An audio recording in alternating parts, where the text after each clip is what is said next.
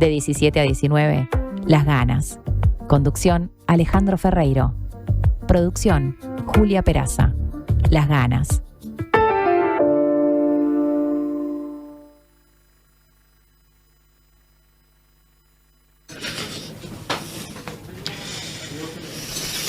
Parece que cuando pensamos en quién fundó Montevideo y pensamos en los primeros habitantes, no nos damos cuenta que de ese núcleo de gente muy joven, los primeros 34 pobladores, eran bastante chicos todos. Recordemos que en 1726 Zabala hizo un llamamiento a algunas personas que desde Buenos Aires quisieran venir a poblar esta península desértica, que era esta zona en la que estamos nosotros. Así que se animaron 34, nada más. Claro, los 34 eran 6 matrimonios con sus hijos, alguna sobrina, un par de entenadas y una caterva de hijos. Solo 5 de esos 34 bonaerenses habían llegado a la cuarentena de edad. Pero los 2 mayores ni siquiera pasaban los 44 años. Se llamaban Sebastián Carrasco y María Carrasco, emparentados, como casi todos.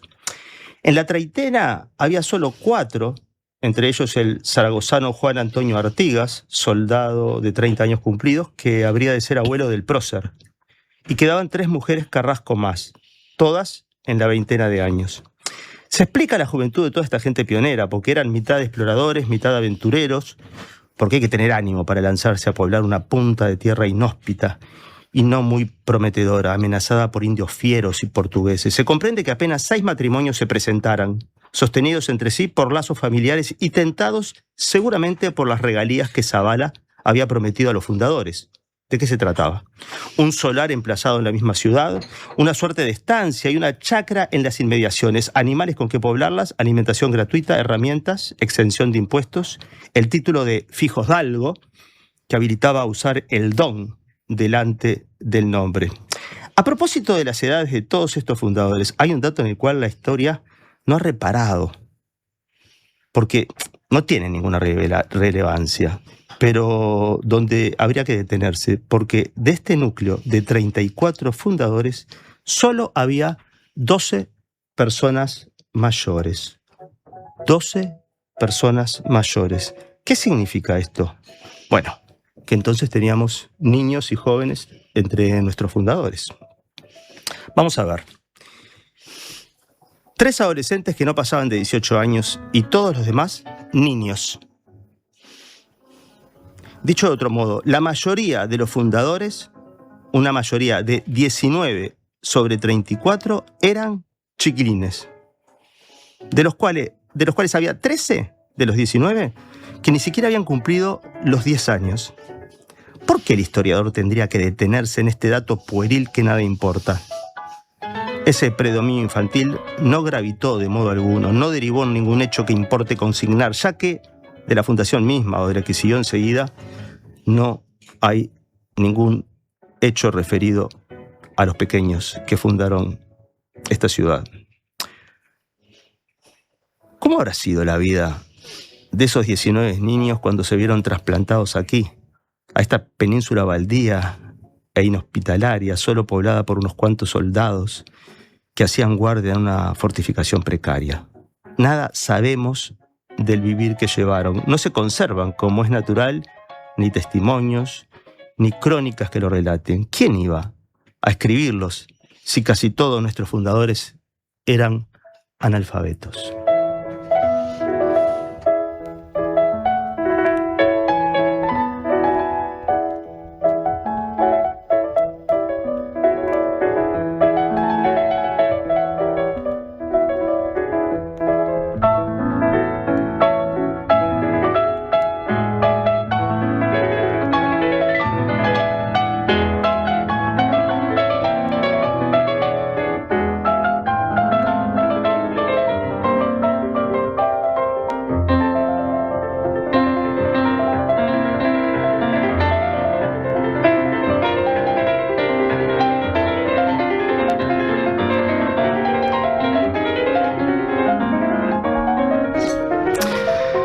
Les estaba comentando la primera crónica que abre este fabuloso libro del ya desaparecido Milton Esquinca, La memoria anecdótica de Montevideo, porque me gustaba empezar consignando que la mayoría de los fundadores de esta ciudad eran niños que eran analfabetos, cuyos padres eran analfabetos y que tenían por aventura ya no la lectura, sino supongo que las correrías por este suelo desértico y por esta ciudad incipiente.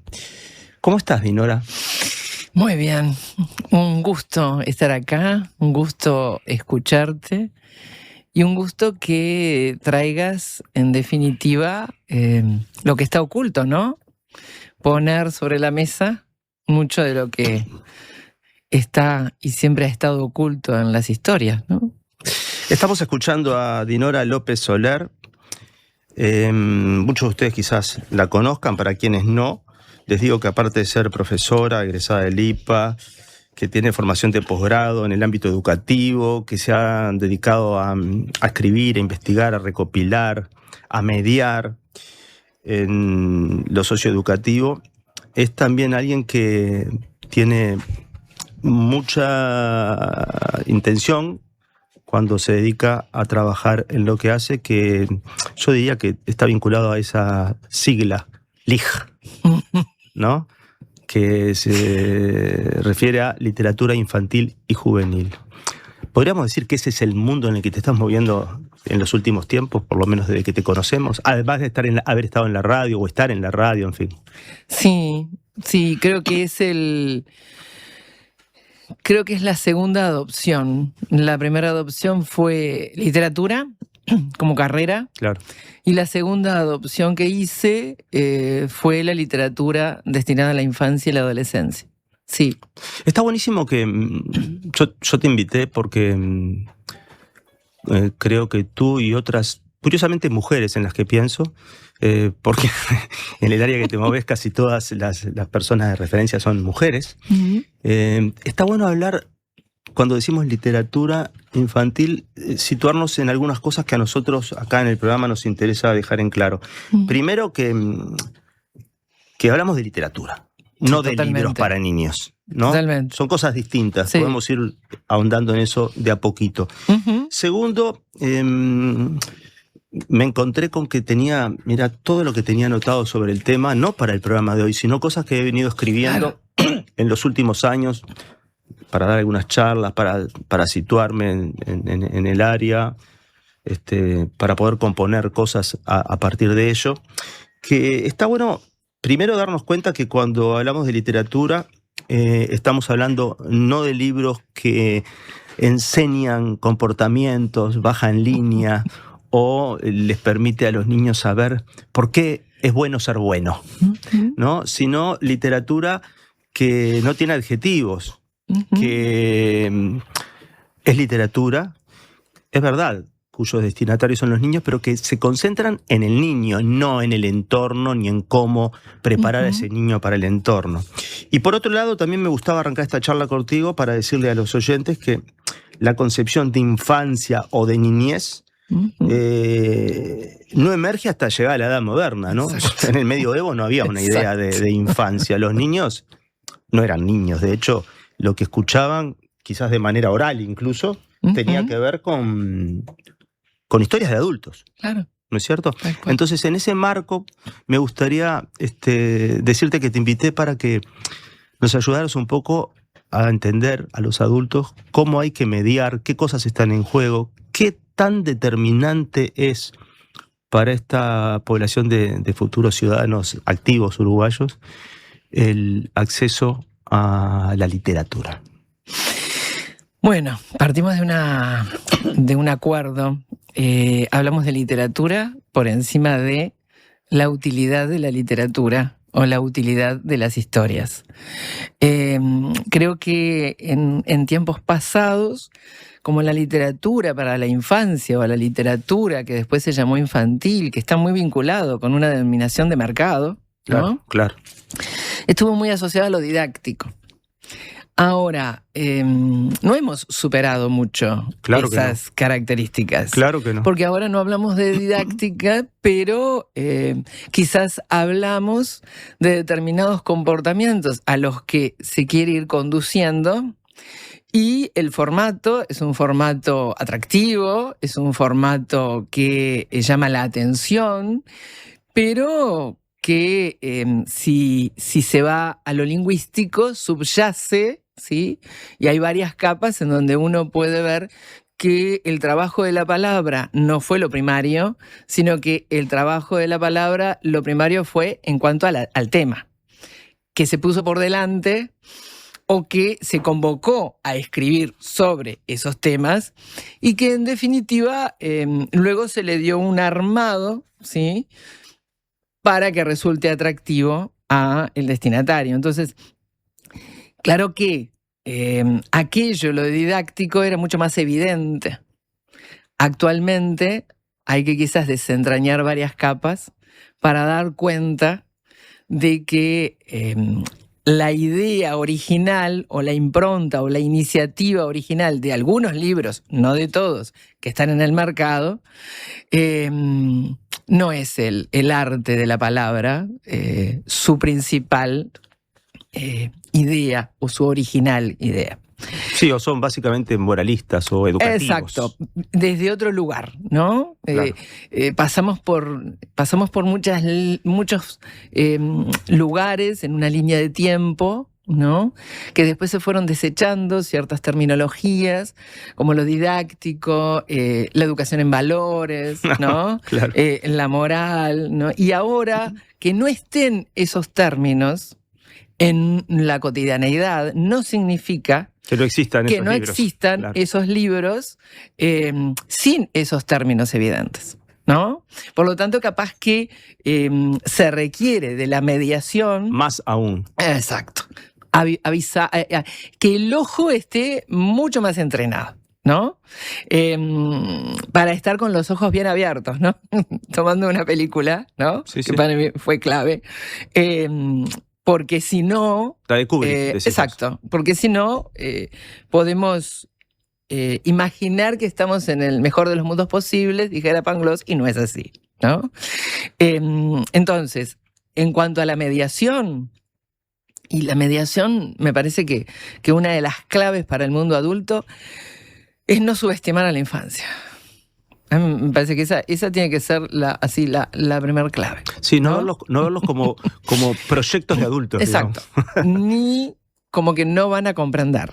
Sí, hay una idea muy equivocada, aparte, que es como que para algunas, para casi todo, los niños parecerían no estar completos. Y están súper completos. Claro. Solo que Exacto. son niños. Exacto.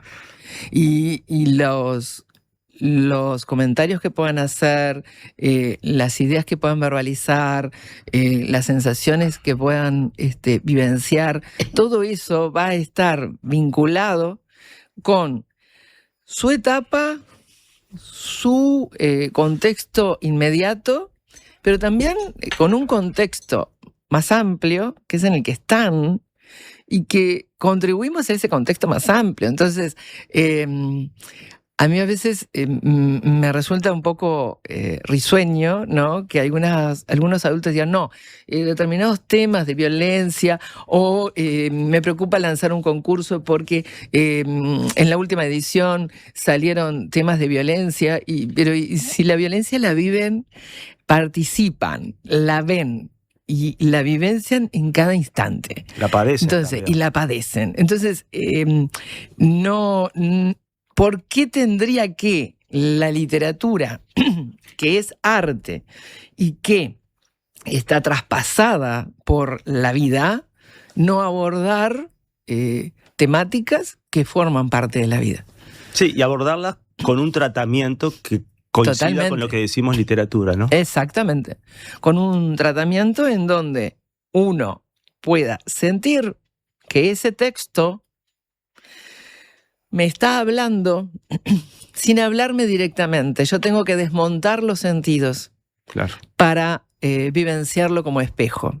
Pero a la vez me permite la cercanía, pero me permite la distancia también. Eso hace que el texto no sea el mismo para todos. Exacto, ni para la misma persona, quizás en diferentes momentos. Unos meses después. Exacto. Todo, nosotros somos estamos en permanente cambio. Y eso es, me parece, lo más rico de la vida. Y eso tiene que ir al texto, tiene que ir a la obra, tiene que ir al libro y tiene que ir y venir, en definitiva, en fundamentalmente un diálogo, ¿no? Un diálogo en torno a, y un diálogo con el otro. Ahora, un diálogo con el otro que es principalmente escucha, pero que no es que escucha solo de lo que dice, es escucha de lo que te dice, de cómo lo dice, de los silencios. No empezar a poner... yo lo planteo porque a mí, en la trayectoria, en los años, en años de trabajo, a veces el docente piensa que el silencio hay que llenarlo. Pasa lo mismo en la radio. Exacto. Hay que llenarlo. El horror vacui. Sí, exacto. Si le preguntas y no te contesta, entonces salís y pasás y le preguntas a otro. Y ese silencio y pasar a otro, está diciendo mucho y está dejando huella. Y mucho más si de lo que estamos conversando es de literatura. Entonces, no es preguntar o conversar y si no hay respuesta, pasar. Porque pasar, ahí se juega también lo ético, ¿no? Ahí se juega, en el pasar. Entonces, sí, capaz que es justamente esperar, ¿no? Quedarnos detenidos a esperar. Y ese silencio va a posibilitar que otro le empiece a tirar palabras que está sintiendo que el otro no encuentra, ¿no? Entonces, eso también en la mediación lectora es otro de los elementos que para mí son fundamentales, ¿no? Porque si yo medio sabiendo que el centro es el lector. Es una invitación con este libro hoy, mañana es con otro. Y yo no soy el centro. El centro es el que está escuchando, el que está procesando y el que está dispuesto a, ¿no?, entretejer. La mediación para mí es entretejido.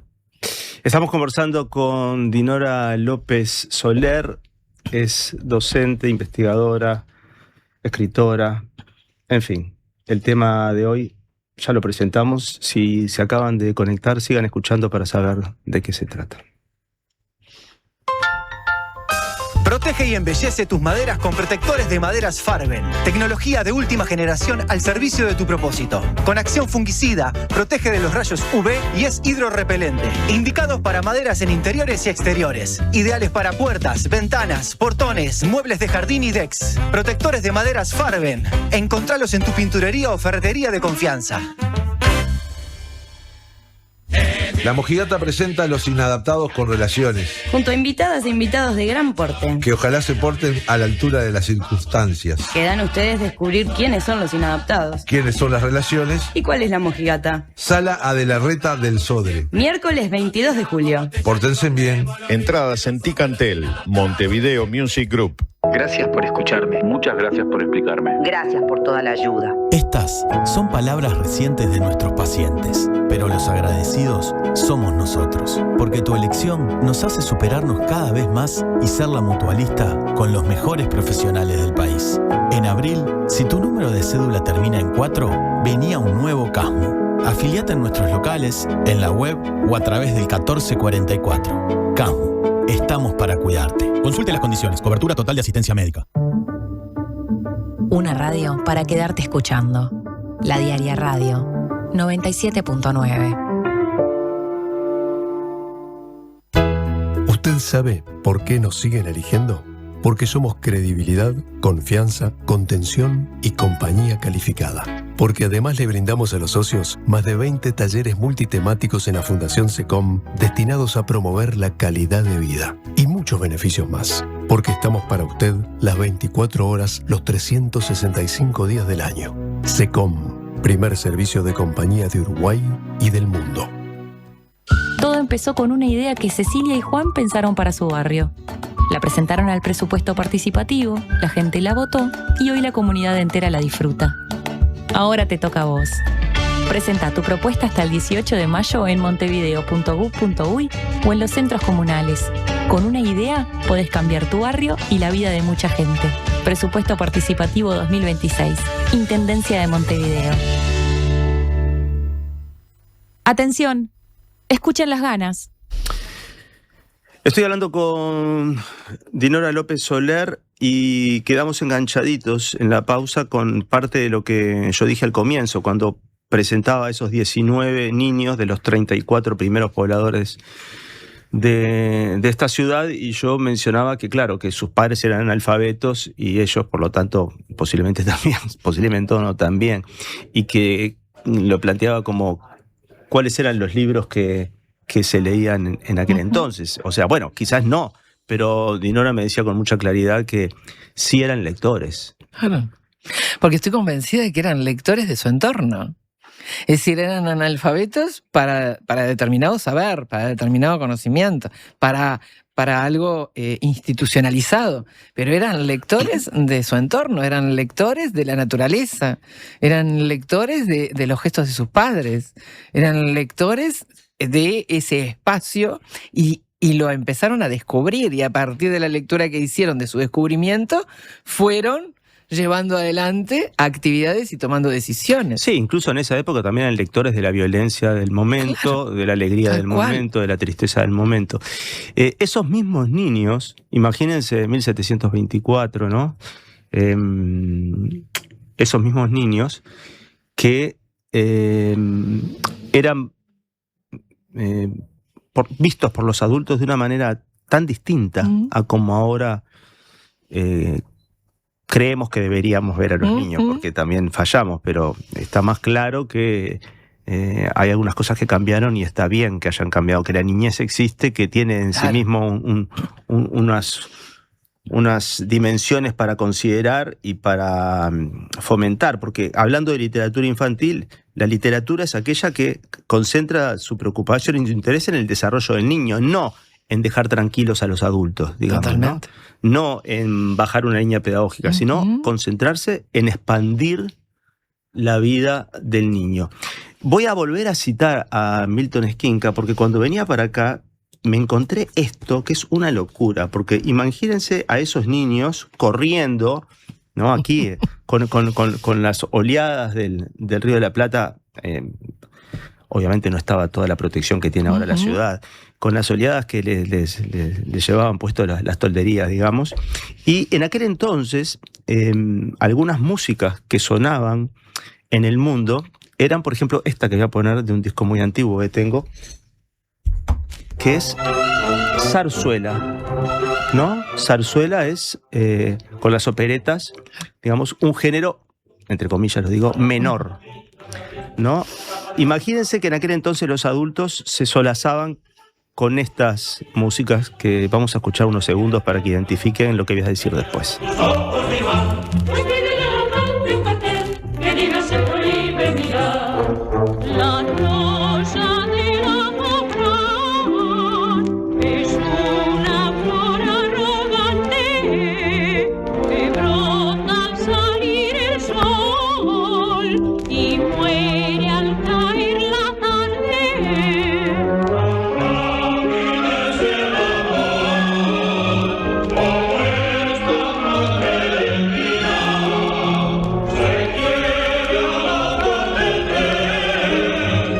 Estamos escuchando La Rosa del Azafrán, una zarzuela de 2 actos.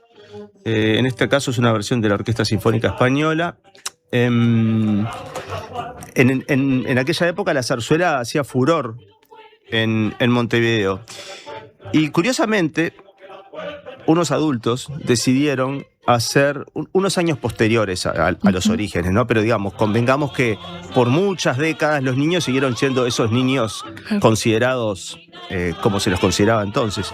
Y llegó a actuar entre nosotros una compañía infantil dedicada al género, lo cual me parece Divino. rarísimo y divino a la vez, ¿no? Porque eran niños de 10 a 13 años que se presentaban en los teatros, por ejemplo, más adelante en la ciudad, ya avanzada, en la calle Andes, en el Politeama Oriental. Se presentaron, ahí ya estamos en el siglo, ya estamos en 1800, ¿no? 1800 y algo, estas zarzuelas del 60 más o menos. Se presentaban con repertorios de adultos, coros de niños, y revisando un programa de aquellos espectáculos, Milton Esquinca se encontró con que había un dato muy revelador. El director de la compañía esta donde los niños cantaban zarzuela se llamaba Juan Costa. Y el elenco estaba compuesto casualmente por Isabelita Costa, Sarita Costa, Adriancito Costa, Teresita Costa, Albertito Costa. Apenas se habían colado, vaya a saber cómo, 2 no Costa. 2 amigos de apellidos Arellano y Sepúlveda. Se ve que el director Juan Costa, que era un enamorado de la zarzuela, mucho más que sus hijos y sus sobrinos, había generado aquella troupe infantil para solaz propio. Obvio. ¿No es cierto? O sea que también los niños estaban al servicio de los adultos. Estamos hablando de 1860, 1870. El Politeama Oriental en esos años estaba en la calle Andes. O sea, ¿cuánto ha pasado y cuánto a su vez no ha pasado? Porque muchas veces a los niños se les sigue presentando los temas que los adultos consideran que son los temas que son para niños y se olvidan de que los temas para niños los saben los niños, ¿no? O generan una voz que enuncia, que habla más del mundo adulto, aun cuando claro, esa voz enuncia en una pluralidad de personajes niños, ¿no? Entonces, ¿hasta dónde tu interés por la literatura, por formar parte de la literatura destinada a la infancia, es un interés auténtico de acuerdo a lo que creas de crear, o en realidad es el ámbito simbólico por el que sentís que podés canalizar más tus propios intereses y sin ser totalmente explícito, estás transmitiendo una visión de sociedad, de mundo, de relaciones entre diferentes generaciones. Es decir, es muy débil el límite entre lo sublime y lo grotesco, así como es muy débil el límite entre la autenticidad de lo que destinemos al público infancia y adolescencia a aquello que le quieras acercar porque en realidad subyacen en ti otros intereses, ¿no? Dora Alonso, una escritora cubana que tuve el gusto de conocer en su casa, ella decía que cuidaba mucho las palabras porque el tema no estaba en un tema sí y otro no para tratar, sino en la forma. Y en esa forma se va hacia alguien que está en formación. Y entonces yo no puedo, ¿sí?, violentar a ese que está en formación. Yo tengo que acompañar, ¿no? Entonces, al mismo tiempo de tener en cuenta otros aspectos cuando estás escribiendo, ¿no? Entonces, yo creo que lo mismo que decía antes, ¿no? Quizás en otros momentos era más explícito, ¿no?, las intenciones, ¿no? En esta época de la posverdad, ¿no?, está todo más oculto, justamente, ¿sí? Pero que esté más solapado no significa que no haya solapamiento. Claro, ese solapamiento también tiene que ver con la explosión a nivel global de lo que se llama literatura infantil, ¿no? Exacto. Porque hasta hace un tiempo Claro. eso no estaba presente, y cuando de repente el mercado vio un mundo donde hincarle el diente, total, entró las mismas reglas que entran para todos. Claro, exactamente. Entonces ahí empezás a a pensar, ¿no? Desde lo que tú planteabas en el bloque anterior acerca de la mediación, ¿no? Bueno, muy bien. No subestimar la inteligencia de esas infancias, ¿sí? Una gran escucha y una gran observación, que es con todo nuestro ser, porque el otro se comunica con todo su ser, ¿no? Porque somos texto, en definitiva, ¿no? Y lo otro, un gran menú, una mesa amplia para que alimentemos el alma, ¿sí? Y en esa mesa amplia no vamos a andar censurando, porque va a haber libros que nosotros nos damos cuenta que hay un solapamiento, y va a haber otros que no, y va a haber otros que son mixtura. Entonces, una mesa amplia para nutrirnos, ¿sí? Porque lo importante va a ser que en la conversación que construyamos, y que construyamos a nivel horizontal, en esa construcción horizontal de la conversación, los ayudemos, los guiemos, los acompañemos a que se vayan dando cuenta, que desmonten por sí mismos. Claro, por sí mismos. El por sí mismos es fundamental. El construir el por sí mismo para el darse cuenta es fundamental. Sí, porque aparte está bien el aprovechamiento lúdico de la experiencia, ¿viste? O sea, usar lo lúdico para que los niños vayan encontrando las explicaciones sin la instrumentalización de la explicación. Pero la literatura le tiene que hablar íntimamente al niño, a sus temas, ¿no es cierto? Y claro, ahí entran todo ese tipo de libros, que son esos libros que tienen sonidos y se apretan acá, que en realidad no son literatura, son casi juguetes. Lo cual...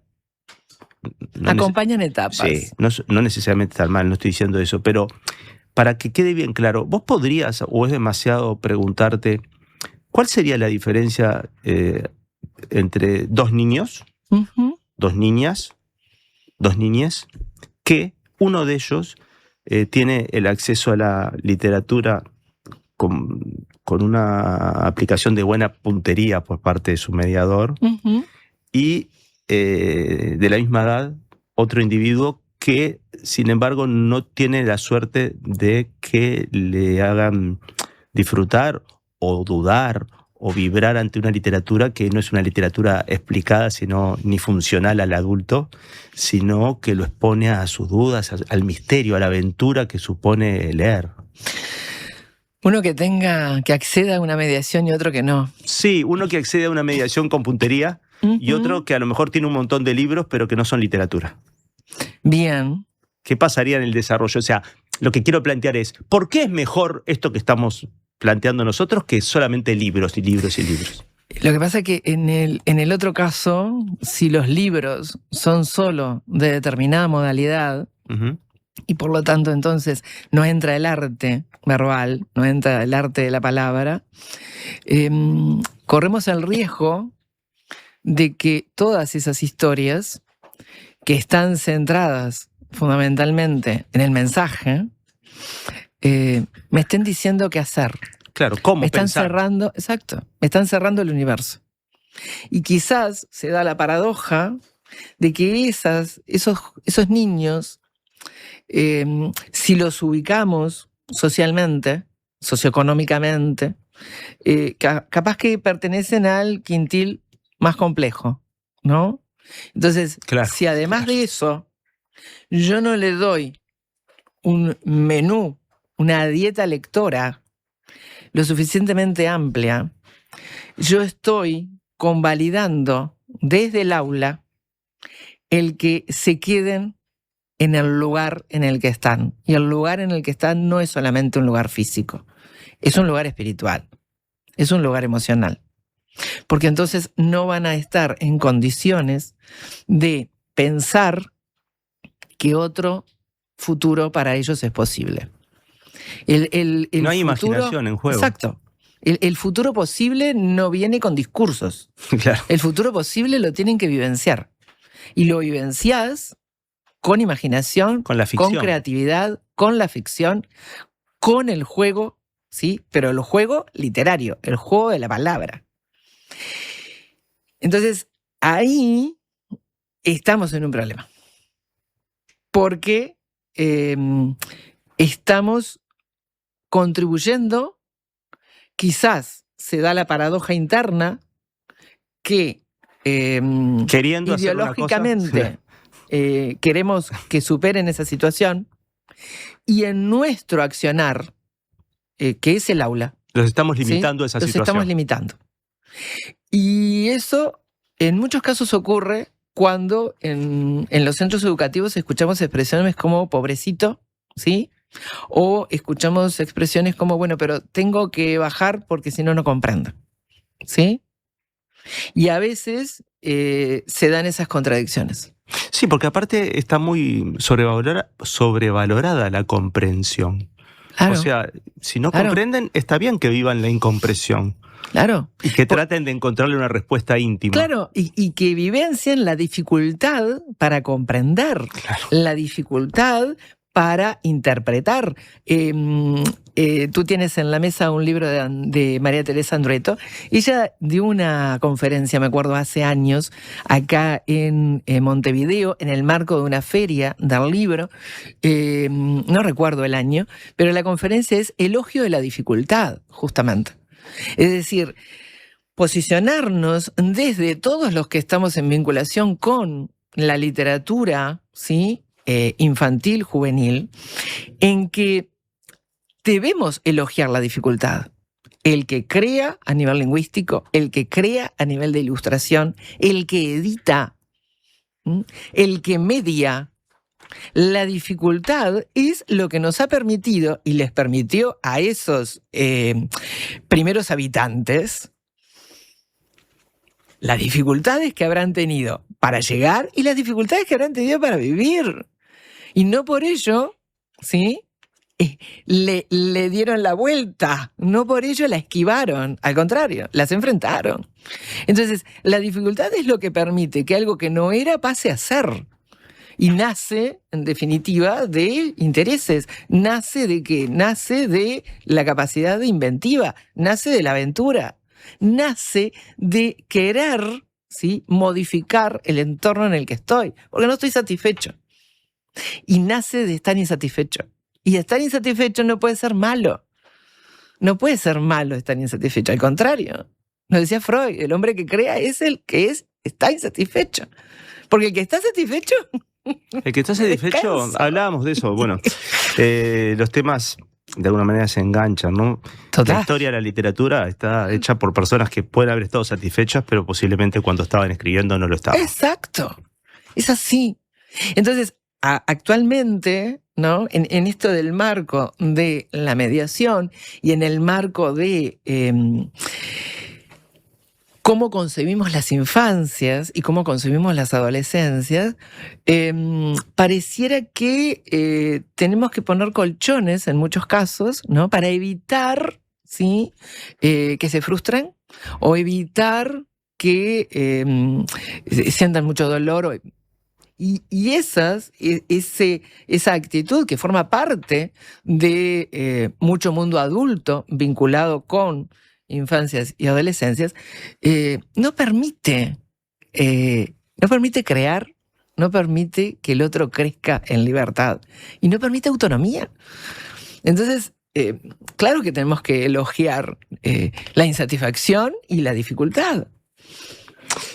Dice María Teresa Andrueto en el libro que vos decías que yo tenía arriba de la mesa, que se llama Hacia una literatura sin adjetivos, dice: los lectores vamos a la ficción para intentar comprendernos, para conocer algo más acerca de nuestras contradicciones, miserias y grandezas, es decir, acerca de lo más profundamente humano. Es por esa razón, creo yo, que el relato de ficción sigue existiendo como producto de la cultura, porque viene a decirnos acerca de nosotros de un modo que aún no puede decir las ciencias ni las estadísticas. Un relato es un viaje que nos remite al territorio de otro o de otros, una manera entonces de expandir los límites de nuestra experiencia, accediendo a un fragmento de mundo que no es el nuestro. Refleja una necesidad muy humana, la de no contentarnos con vivir una sola vida, y por eso el deseo de suspender cada tanto el monocorde transcurso de la propia existencia para acceder a otras vidas y mundos posibles, lo que produce, por una parte, cierto descanso ante la fatiga de vivir y por la otra, el acceso a sutiles aspectos del humano que tal vez hasta entonces nos habían sido ajenos. Así, las ficciones que leemos son construcción de mundos, instalación de otro tiempo y de otro espacio en este tiempo y en este espacio en que vivimos. Un relato de ficción es, por lo tanto, un artificio. Algo, por su misma esencia, liberado de su condición utilitaria. Un texto en el que las palabras hacen otra cosa. Han dejado de ser funcionales como han dejado de ser los gestos en el teatro, las imágenes en el cine, los sonidos en la música, para buscar a través de esa construcción algo que no existía, un objeto autónomo que se agrega a lo real. Las ganas diarias. ¿Y las otras? Estamos conversando con María Teresa... No. Sí, estamos conversando con María Teresa Andretto. ¿Cómo no? A través de la lectura de su libro. Pero estamos conversando con Dinora López Soler. Nos vamos a la pausa y venimos a la última partecita de nuestra charla, que nos va a quedar corta, como siempre. Licuadora dale, sanguchera dale, termo y mate dale, canjealos con dale. Llegó Dale, el nuevo programa de puntos de Anda. Ahora, cada vez que usás cualquiera de nuestros servicios, sumás puntos para canjear por lo que quieras en nuestra tienda online. Dale, disfruta de Dale Anda. Conoce más en anda.com.uy. Pruebas y condiciones en anda.com.uy. ¿Sabías que en Uruguay hay más de 500 especies de aves? Podés encontrarlas todas en la Guía de Aves del Uruguay de Gabriel Rocha, un libro que incluye fotografías y códigos QR con videos y cantos de cada especie para conocerlas en profundidad. Pedí Aves del Uruguay en todas las librerías. Ediciones de la Banda Oriental, territorio de libros. ¿Qué es mejor? ¿La hamburguesa o el choripán?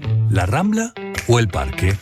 Nosotros no sabemos. Lo que sí sabemos es que para cobrar tu sueldo, mejor en tu banco. Es mejor porque abrís tu cuenta 100% online y porque tenés la nueva tarjeta internacional Bro Recompensa Mastercard Débito. También es mejor porque tenés adelanto de sueldo sin intereses. Y es mejor porque tenés la seguridad y confianza de siempre en el banco de siempre.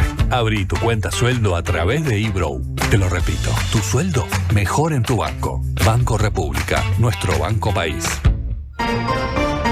Infórmese sobre la garantía de depósitos en su institución de intermediación financiera o en www.copap.org.uy o vía infocopap@copap.org.uy.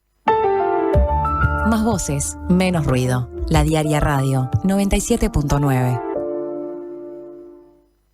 Buen día, acá Leo desde Colonia, los escucho siempre desde el laburo, gracias por la compañía todas las mañanas, y aprovecho a mandarle un saludo a mi mejor amiga Belu, que estoy esperando que me venda el Swift. Dale, Belu, dale. Cuando compras un Suzuki 0 kilómetro, los futuros compradores vienen incluidos. Lleva el tuyo vos también y asegurate la reventa. Visítanos en suzuki.com.uy o en cualquier concesionario del país. Suzuki te entiende. Prevení problemas de audición. Evita usar auriculares a volumen alto por tiempo prolongado.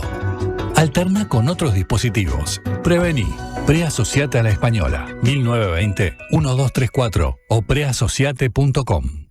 Las ganas van y vienen. Escuchaban nuestras madres, nuestras abuelas, Sí, escuchaban divina. zarzuela. Sí, sobre todo, bueno, en el caso mío, mis abuelos que eran gallegos, ¿no? Uh-huh. Hablamos de la zarzuela porque fue parte de los comentarios que hicimos cuando contábamos la vida de esos primeros niños que correteaban en las calles polvorientas de este incipiente Montevideo. Bueno, entre las cosas que quiero decir antes de que termine nuestra charla, como para que no quede en el aire, primero, desde ya que te agradezco obviamente tu presencia, todo lo que nos estás enseñando, contando. La agradecida soy yo, bueno, de que me hayas invitado, ¿cómo no? por favor. Dinora López Soler junto a Eldis Baratute son compiladores de esta selección de cuentos para infancias y adolescencias sobre el respeto, el amor, la diversidad y la inclusión. Se llama Infancias Invisibles. Uh-huh. Es un libro que tiene una serie de cuentos, cada uno de ellos ilustrados, y que, curiosamente, no es un libro que uno pueda comprar. No. ¿Se regala o se dona? Eso ya está muy bien.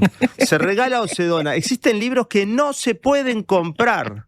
Qué hermoso, ¿no? Bueno, lo que pasa es que ese libro es hecho con el aporte de todos los montevideanos, porque Ganó un premio. nosotros nos presentamos al llamado del Fondo Mariel Franco de la Intendencia. Había que presentar proyectos que abordaran estas temáticas y bueno, de los 30 y pico de proyectos que se presentaron, después de una etapa además de formación que recibimos de la Secretaría de la Diversidad, quedamos 5 proyectos seleccionados y uno era este, y con Eldis desde el inicio dijimos, el libro tiene que llegar a los mediadores y tiene que llegar en forma gratuita. Entonces lo presentamos, la primera presentación fue el 21 de marzo en el espacio Colabora y la segunda presentación fue el pasado sábado 11 de abril en la Biblioteca del Castillito del Parque Rodó. Divino. Y si alguien nos está escuchando y dice, ¿cómo puedo acceder a ese libro? ¿Qué tiene que hacer? Bueno, nos escribe al correo infanciasinvisibles@gmail.com o se comunica a través de mis redes sociales, que son todos con mi nombre y apellido, y se lo hacemos llegar. Nos interesa justamente, está buenísimo que lo plantees, porque nuestra idea es en el segundo semestre hacer jornadas con los que lo hayan leído. Es decir, por ejemplo, la jornada que hicimos de presentación el pasado 11 de abril fue con miembros de la red de clubes de lectura. Y por lo tanto ya recibimos allí devoluciones de niños, de adolescentes y de padres que son mediadores en clubes de lectura. Entonces nos interesa en el segundo semestre del año hacer jornadas junto con los que hayan leído, para que nos den su devolución, en definitiva. Porque nosotros acá con este proyecto estamos haciendo algo que quizás desde el punto de vista de nuestra forma de pensar no será necesario hacerlo. Si la literatura abordara naturalmente estos temas. Claro. Pero si la literatura no aborda aún, ¿no? Y hago énfasis en el aún, naturalmente, estos temas, bueno, entonces saquemos una selección. Perfecto. Con esas 3 secciones. Mi ideal como Dinora, primero que nada como persona, como docente, como mediadora, es que no se necesiten. Claro. ¿Me explico? Claro. Pero entendimos que quizás como para un puntapié inicial, ¿sí? Era bueno.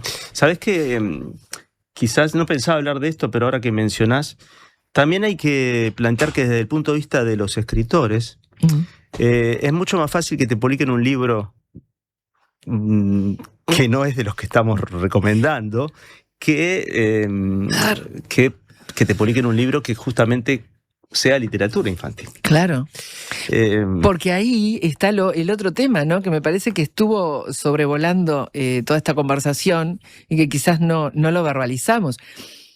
Las decisiones por las que pasa un libro destinado a la infancia o a la adolescencia antes de que sea objeto que ya esté en las manos de ese lector, son todos, o no dejan de ser todos, filtros, de alguna manera, desde diferentes miradas.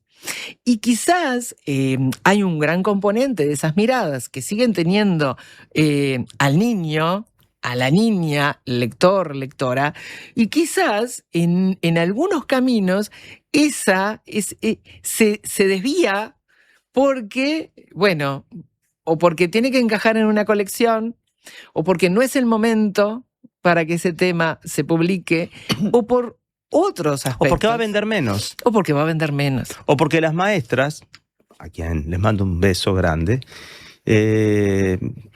les es menos funcional un libro que no es funcional. Digamos, el buen libro no es funcional. Exactamente. El buen libro trae problemas. Claro. Trae problemas, sobre todo si se trata de literatura dedicada o que apunta a los más chicos, trae problemas para el mediador, porque toda lectura del mismo libro va a ser siempre un nuevo libro para el niño, que va a hacer otras preguntas. Exacto. No es solamente léemelo de nuevo y aparece la misma historia, aparecen nuevas variantes Y eso requiere en los días de hoy tener mucho más tiempo. En el caso de los padres y en el caso de las maestras, tener menos alumnos. Y tener muchas más lecturas a cuestas. Claro. Es que es fundamental. Claro. ¿En qué momento van a tener todas esas lecturas a cuestas? Los padres o los docentes, que también tienen una tarea. Porque es verdad que la mediación para niños en materia de literatura deposita muchas esperanzas en la escuela. Yo creo que debería ser en las casas también, pero bueno, si en las casas no se da, la escuela siempre, en el país que tenemos, es niveladora, o debería serlo, ¿no? Sí, y tiene que ser problematizadora porque lo que no conversan allí, a veces no lo conversan en otras partes. Claro. Entonces, para empezar, en tu casa no tenés 20 amiguitos con los que conversar. ¿No? Entonces, tener en cuenta ese tipo de saberes que están en la tapa del libro, pero que los tenés que poner a la hora de problematizar la mediación y también acompañar esa mediación, ¿no? Pasar por la palabra todo lo que llevas en el comportamiento, en la conducta, ¿no?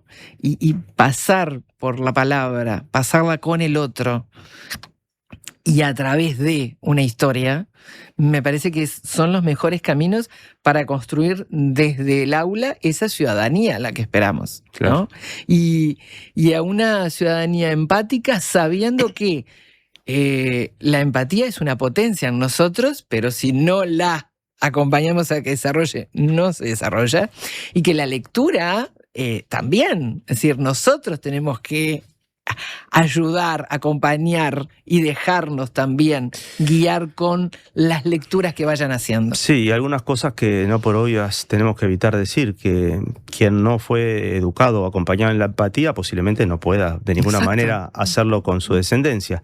Hablabas de que el conflicto mayor se da en el quintil más bajo, que a su vez en nuestro país es muy grande, ¿no? Sigamos recordando que cada 10 niños que nacen, la mitad o un poco más, no nace con las condiciones que debería tener ese niño para, no solamente para crecer sano y empático y feliz. Querido. Querido, claro. Sino para crecer. Claro. Lisa y llanamente, ¿no? Entonces, señores adultos, ¿cómo sabemos cuál es el libro? Al final, ¿pero qué libro le compro a mi sobrino, a mi...? Bueno, quizás yo tiro un tip mío. Y te dejo que vos tires uno. Sí. O los que quieras. Para mí no importa tanto qué cuenta el libro, sino cómo lo cuenta. Claro. O sea, olvidémonos tanto del qué y concentrémonos en el cómo. Así como debemos usar esa misma regla para tratar con la gente que tenemos alrededor. Exacto. Que centrémonos en el cómo, centrémonos en que nos conmueva, centrémonos en que nos deje pensando. Claro, que nos incomode también. Exacto. Como tiene que hacer el arte, digamos. Lo que incomoda te conmueve en el fondo. Después capaz que lo verbalizás de que te conmovió. Lo que incomoda nunca es moda, parecería. No, claro que no. Claro que no. Dinora, ha sido un placer. Estuvimos conversando con Dinora López Soler. Muchísimas gracias por la visita. Vamos a tener nuevas charlas en el futuro. Quiero que sepas que recién viste el libro que tenía conmigo hace un ratito y me dijiste, yo ese libro todavía no lo vi. Bueno, tenés al autor aquí, atrás tuyo, que te saluda, que va a ser nuestra próxima invitada en minutos nada más. Divina. Se las presento después. Generamos un poquito de expectativa. Quiero cerrar con un temita que traje de un disco hermoso, fundacional, por decir una palabra que se usa mucho como para decir importante lo que estoy diciendo. Un disco fantástico, me refiero al Siempre son las 4 de Jaime Ross, que tiene una tapa hermosa además. Hacía el 4 Jaime. Y tiene un tema que recuerdo cuando lo escuché por primera vez. Yo era adolescente y un amigo un poco mayor me dijo, para mí ese tema me lo hizo a mí Jaime Ross. Dije, ¿en serio? Para mí sí. Y cuando lo puse por primera vez, me di cuenta que lo que iba a suceder es que a medida que fuera creciendo me iba a encontrar, como me encontré con mucha gente que iba a decir, ese tema me lo hizo a mí. Maravilloso. Y eso es maravilloso cuando pasa con el arte. Claro. Sentís que te está hablando. Y que se refiere quizás de esta sigla LIJ, Literatura Infantil y Juvenil. Creo que hemos concentrado un poquito más la mirada en lo infantil por razones obvias. Totalmente. Por razones obvias, Lo juvenil porque es la base. Y lo juvenil está un poco desplazado. Entonces, me parece que este es el tema que les habla a lo juvenil que todos ojalá sigamos teniendo, porque yo tengo la sensación, y me gusta repetirlo, que lo que no sé es ser anciano, porque todavía no lo soy, pero ser niño me acuerdo perfectamente y lo sigo siendo, joven sigo siendo, adolescente también, adulto también, ¿no? Y saco a relucir, no soy un infantil porque quiera jugar. No. Juguemos. Gracias, Dinora. Gracias a ti. Apareciste entre la gente, los labios rojos sangre te hacían juego con el vestido marfil. 15 abriles. Hablamos de tus 15 años, del vals interminable y del paseo del 19 de abril. Y poco a poco comprendía que no estabas mirándome a mí. Y poco a poco comprendía que los Beatles no hablaban de ti. Miré sin pausa tus zapatos, mis manos escondidas se atormentaban por abrazarte. Toda la gente que bailaba, yo esperando el momento más oportuno para sacarte. Y bien sabía que mis vueltas eran falsas, no lo iba a intentar. Otro cumpleaños que miraba de reojo sin saber bailar. Y tus encantos continuaban a pesar de mi esfuerzo por refugiarme en I Am Fixing a Hole. Y los galanes del liceo llevaban con soltura a sus parejas girando en un rock and roll. Y 15 abriles se van yendo temblorosos de mi corazón.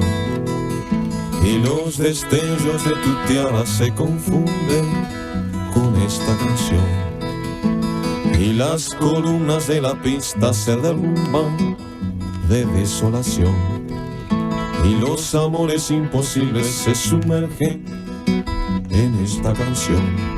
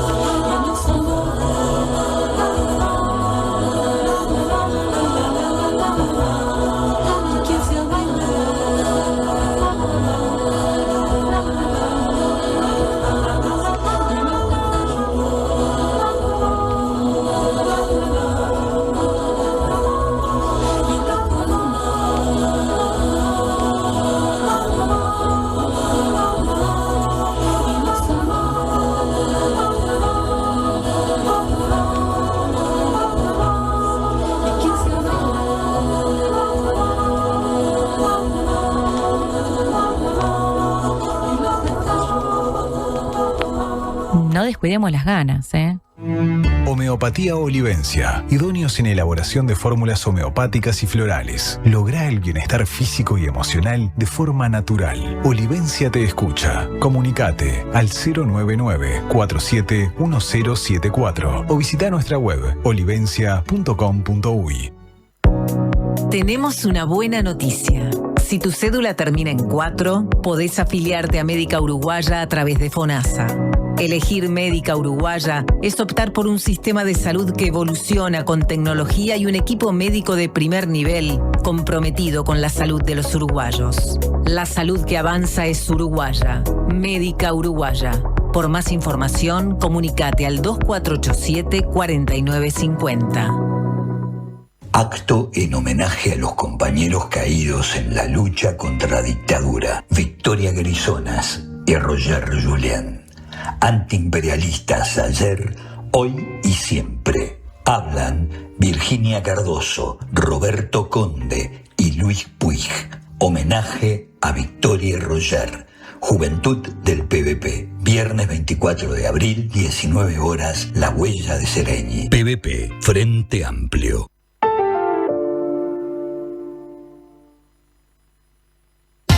¿Cómo es estudiar en la UCU? Es abrir la puerta a mundos nuevos. Es aprender con las manos, con la cabeza y con el corazón. Es construir y personalizar tu carrera eligiendo lo que te apasiona. Porque en la UCU sos parte de la propuesta universitaria más innovadora y actualizada del país, que te impulsa a desarrollar tus talentos. Universidad Católica del Uruguay. El futuro que está en vos y en nosotros. La salud visual es un derecho. En Óptica Guzmán te ofrecemos precios populares y productos de calidad. Tenemos descuentos para afiliados a todos los sindicatos. Seguinos en Guzmán Óptica. Visítanos en Colonia 1457 bis, casi Barrio Zamorín, en la parada del ómnibus. Óptica Guzmán. Vení a ver. En Antel, el futuro lo hacemos junto a quienes impulsan el país. Por eso, acompañamos a las empresas con soluciones seguras en nuestro data center. Y también junto a quienes cuidan el planeta. Por eso, trabajamos en la recolección de residuos electrónicos. Porque el futuro se hace juntos. Antel, el futuro lo creamos juntos. Las ganas se contagian. Aprovechen.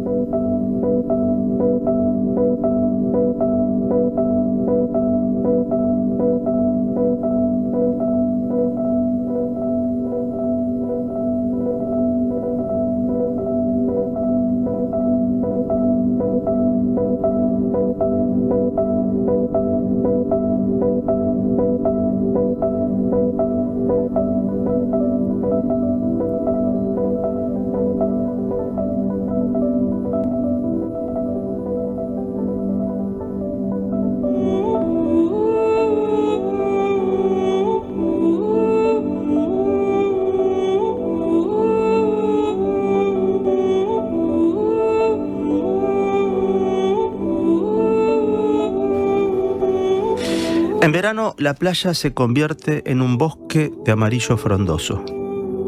Y cuando el sol riega los suelos con su torrente dorado, plip, plop, brotan uno a uno coloridos hongos de tela, custodios de la sombra. Rojos, plip, a rayas, plop, floreados, plip, plop. Los hongos de tela pliegan sus sombreros cuando cae la noche y brotan una y otra vez con el beso del sol. Plip, plop.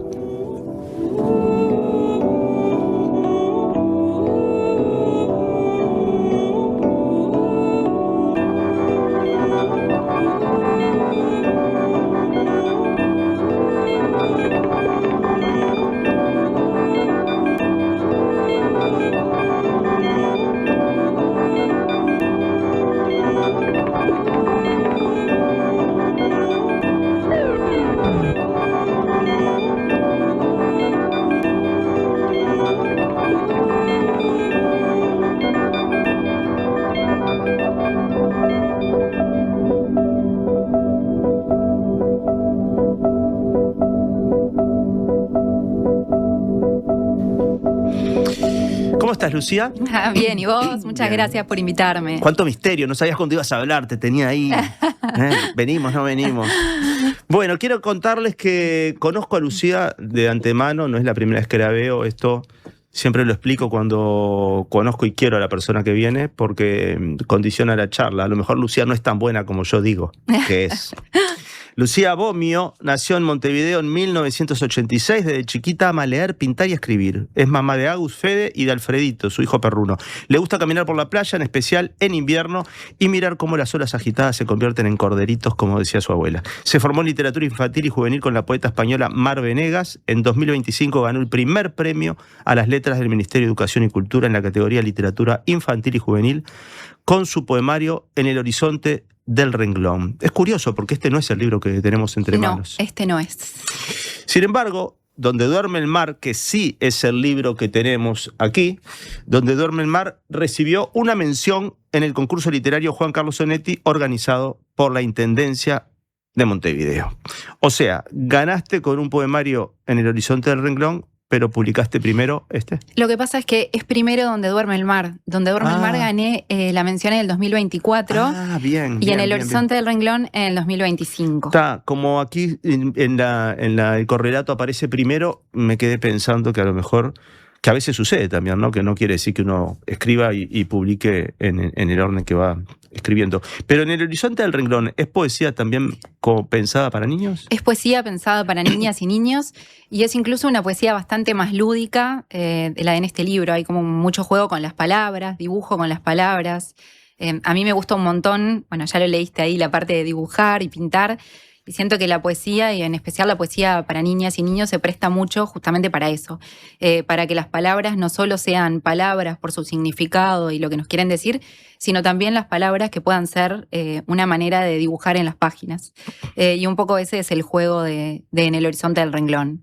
Sabés que el horizonte es bastante recurrente en ti, quizás por ese deseo infantil y no infantil, también adulto, de acercarse al mar, ¿no? Sí. Siempre tengo la sensación, la primera vez que me di cuenta de esto fue la primera vez que, a mí me encanta Buenos Aires, tengo muchos amigos, amo Buenos Aires, pero la primera vez que de bastante grandecito estuve muchos días en Buenos Aires, en un momento me empecé a ahogar, y dije, ¿qué está pasando? Y claro, nosotros acá tenemos el gran psicólogo, que es lo que le llamamos mar, y la posibilidad de que vos te tomás un bondi, vas al destino o caminás unas cuadras y podés perder la vista en el horizonte, que es algo muy importante. Creo que esta sería una ciudad, ya lo es, bastante complicada. Tenemos, entre otros problemas, el de la salud mental, como en todo el mundo, pero acá lo vivimos más cerca. Sin ese gran psicólogo que es el horizonte, creo que sería una ciudad mucho más intensa para mal. Sin duda. Además hay algo en el agua, hay algo en el mar que, no sé, que tiene como una cuestión media sanadora, y vos traías la salud mental, y siento que, no sé, caminar por la playa es una terapia hermosa. Sin duda. De hecho, es muy común. Todos conocemos amigos, gente que te dice que es la posibilidad de desconectar. A veces empezar la jornada, ¿no? Yo tengo gente conocida que arranca, lo primero que hace es muy temprano, levantarse muy temprano para poder caminar un poco por la costa o por la arena, concretamente para evitar mayor cantidad de gente, que apenas empieza a salir el sol aparece la gente. Igual tiene su encanto también caminar cuando hay gente, porque siento que la playa tiene ahí como unos personajes muy hermosos a medida que van cambiando las estaciones.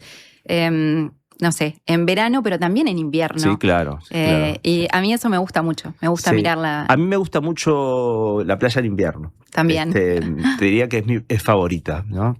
Con el tiempo me ha ido amigando con el invierno y pasó a ser mi estación favorita. Yo también soy team invierno, lo cual es juzgado por muchas personas que consideran que... Es verdad que es fácil decirlo si tenés abrigo. También, y sí, comida. por supuesto. Hablábamos del horizonte y no pensaba hacerlo ahora, pero tu libro, que no está publicado, En el horizonte del renglón, me hizo pensar en este poema que figura en el libro que sí tenemos publicado, que es de Baobab, con ilustraciones de Lucía Franco, Donde duerme el mar, de Lucía Bomio, nuestra invitada. Me gusta mucho este poema porque es muy sencillo y es muy contundente. Dice, un barco se llama, dice, un barco en el mar, que sube, y que baja, y que baja. Un barco en el mar que sube y que baja y que baja. Un barco en el mar que sube y que baja y que baja. Un barco en el horizonte. Es muy sencillo y es, creo que es una muy buena definición de cómo se le presenta un poema en la cabeza a, no a un poeta, a cualquier persona. Lo que pasa es que muchas personas no se dan cuenta que están manejando poesía cuando hablan o cuando sienten o cuando se emocionan con algo. Muy sencilla la idea y muy contundente. ¿Cuándo fue que te diste cuenta que por ahí empezabas a escribir pensando en un público menudo? Porque hay poca poesía para niños, muy poca. Mira, a mí la poesía me encanta desde siempre, pero con el nacimiento de mis hijos siento como que tuve un redescubrimiento de la literatura infantil. Y me di cuenta que a veces decimos como adultos, bueno, yo la poesía no la entiendo. ¿Cuántas veces escuchamos eso? A mí la poesía no me llega, no la entiendo. Y sin embargo, también todos recordamos las canciones de María Elena Walsh. Claro.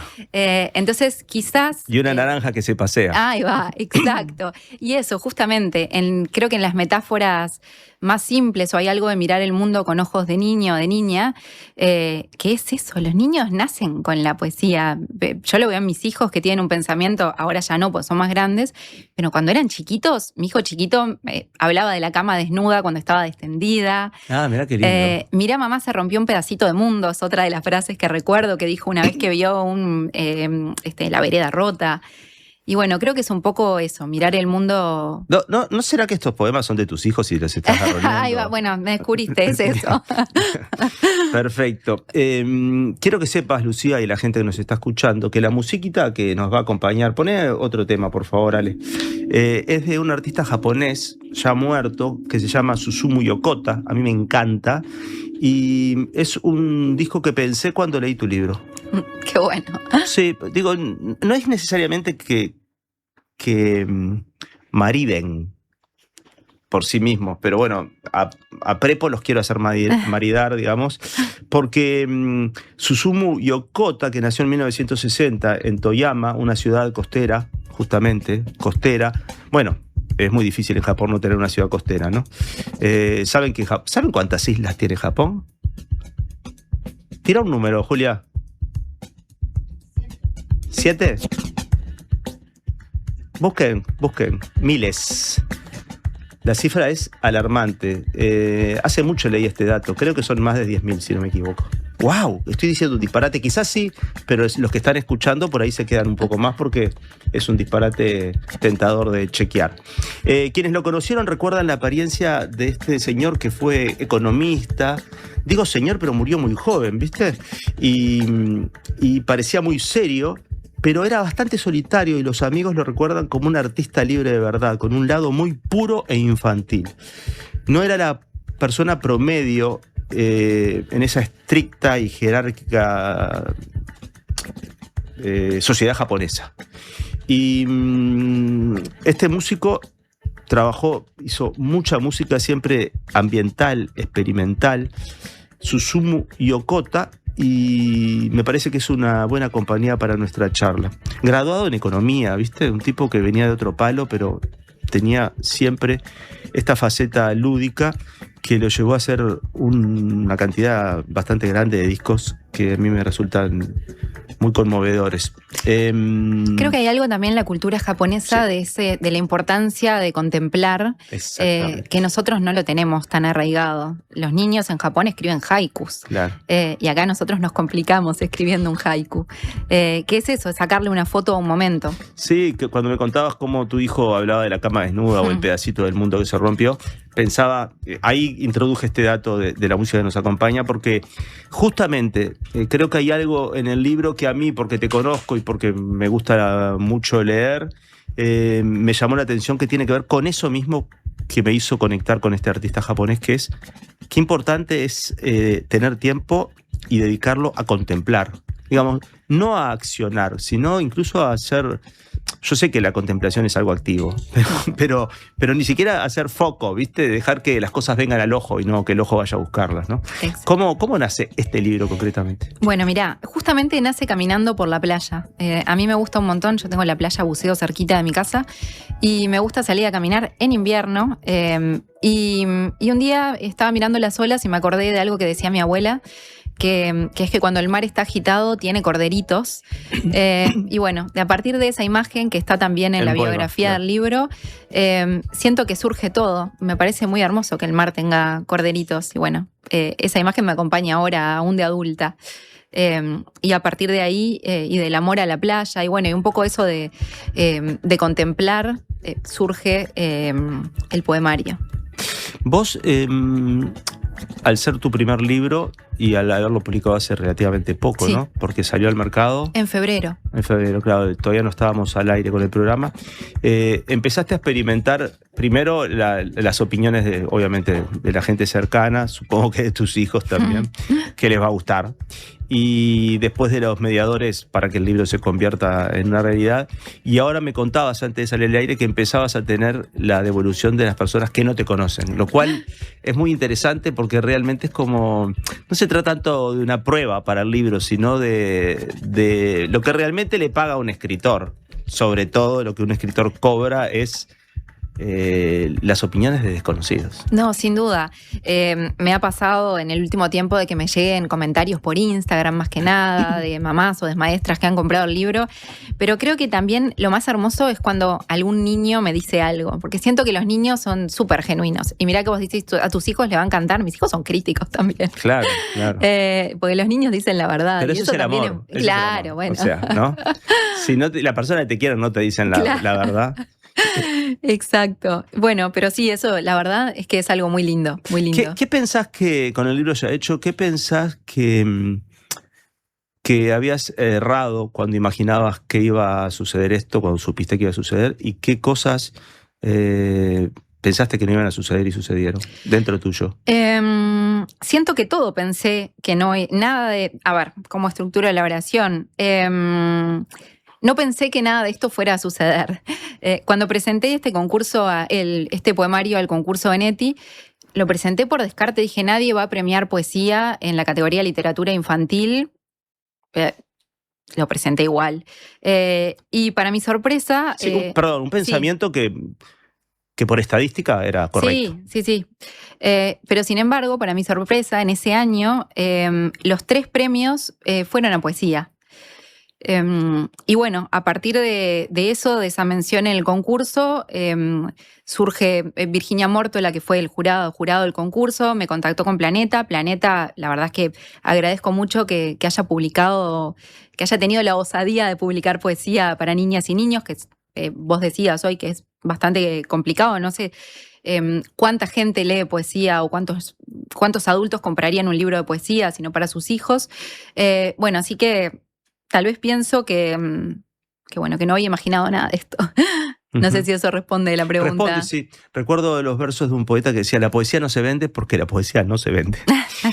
Es una confirmación total. Estamos conversando con Lucía Bomio, es la responsable de Donde duerme el mar, un libro editado bajo el sello Baobab, y las ilustraciones son de Lucía Franco. ¿La conocías a Lucía Franco? No. O sea que es ese típico trabajo que es muy lindo cuando uno se junta con alguien que tiene que agregar, no representar lo que dice el poema, que es lo lindo de estos dibujos, ¿no? Bueno, es que yo siento que esto es hermosísimo, que Lucía construyó una poesía paralela a la poesía que yo escribí, y el libro es de las dos, existe porque coexiste en la imagen con la palabra. Me parece que es perfecto, y también es muy hermoso escucharla a ella hablar de lo que le pasó mientras ilustraba el libro.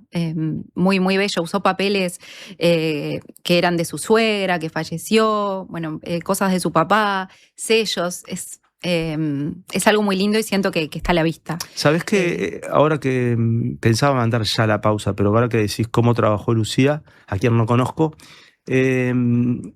alguien podría pensar, bueno, ¿qué importa los materiales que usó? Lo que importa pero importa, porque finalmente esas cosas se filtran, ¿viste? Es imponente eso. Me parece muy acertado detenernos en que las ilustraciones fueron hechas también con materiales, con texturas que forman parte de la vida de la ilustradora, porque el ilustrador es un creador que también tuvo una abuela que le dijo, mirá, en el agua hay corderitos cuando el mar está agitado, ¿no? Exacto, sin duda. No, y fue muy hermoso ver el proceso, que para mí era algo nuevo, pues mi primer libro, ver el proceso de cómo la ilustradora fue armando y componiendo el libro. Me pareció increíble. Desde los sellitos, los papeles, demás, a la construcción de esto, que es como que siempre hubiera existido junto. ¿Y tus hijos critican los dibujos? No, les encantan. Sí. ¿Viste? No se vayan, quédense con las ganas. Cuando estoy en el estudio grabando, cuido cada detalle. Con mi salud, tengo el mismo cuidado. Por eso, desde hace años, elijo El Círculo. Un lugar donde siempre me he sentido cómodo. No solamente por la atención, sino por la calidez humana y el compromiso real para mejorar y crecer. Para mí, esa es la diferencia. Si tu cédula termina en 4 y sos socio FONASA, en abril, hacé como yo. Elegí la mutualista con el índice de satisfacción más alto. Afíliate ahora llamando al 1870. En El Círculo, estamos con vos. Cobertura total de asistencia médica. Llega desde Los Ángeles por primera vez a Montevideo La LOM. El trío que mezcla cumbia sonidera, soul de los 60, boleros clásicos y chicha peruana. En un viaje musical con sonidos vintage y ritmos latinos. 26 de abril, Montevideo Music Box. Entradas en Red Tickets. Produce Factory. Si así suena en la radio, imagina cómo suena en vivo. Subí el volumen. Llegó la diaria Radio a la FM en el 97.9. Otoño en la Zabala. En mayo, un nuevo ciclo de teatro en la sala Zabala Muniz del Teatro Solís. Margaritas en el mar, de Rosana Mutarelli. Versión y dirección, Sergio Luján. Cassandra, texto de Sergio Blanco. Dirección de Roxana Blanco. Animales de Dios, dramaturgia de Marianela Morena y Florencia Caballero Bianchi. Reykjavik, de Juan Mayorga. Dirección de Mariana Weinstein. Otoño en la Zabala. Historias con las que construimos pasado y presente. Entradas en venta en Ticantel y boletería del teatro. En Anda lo damos todo y los propietarios nos hacen todo tipo de preguntas. Para alquilar mi propiedad con Anda, ¿tengo que ser socia? No tiene por qué. ¿Pero puedo serme socia? Puede. ¿Y qué gano? Puede pedir adelantos de alquiler y cobrar varios meses juntos. Taca, taca. Soy propietario. ¿Qué me dan? Poder cobrar en fecha todos los meses. ¿Me sirve? ¿Un cafecito? Bueno. No hay garantía como la de Anda, porque es la que da más beneficios y descuentos a inquilinos y más seguridad a propietarios e inmobiliarias. La garantía más aceptada del país, la número 1. La más conveniente. Sí, en Anda lo damos todo.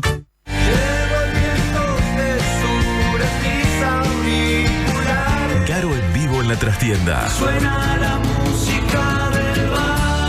Acompañado por su banda e invitados especiales, presentará canciones de su nuevo álbum Milonga de Quirón, junto a los clásicos de su repertorio y versiones inéditas. No voy a caer jamás. Viernes 15 de mayo, 21 horas, en la Trastienda Montevideo. Un show imperdible de una de las voces más personales e imprescindibles de la música uruguaya contemporánea. Entradas disponibles en Passline y en todas las redes de cobranza del país. Invita Bizarro. Sabremos cumplir. Con las ganas.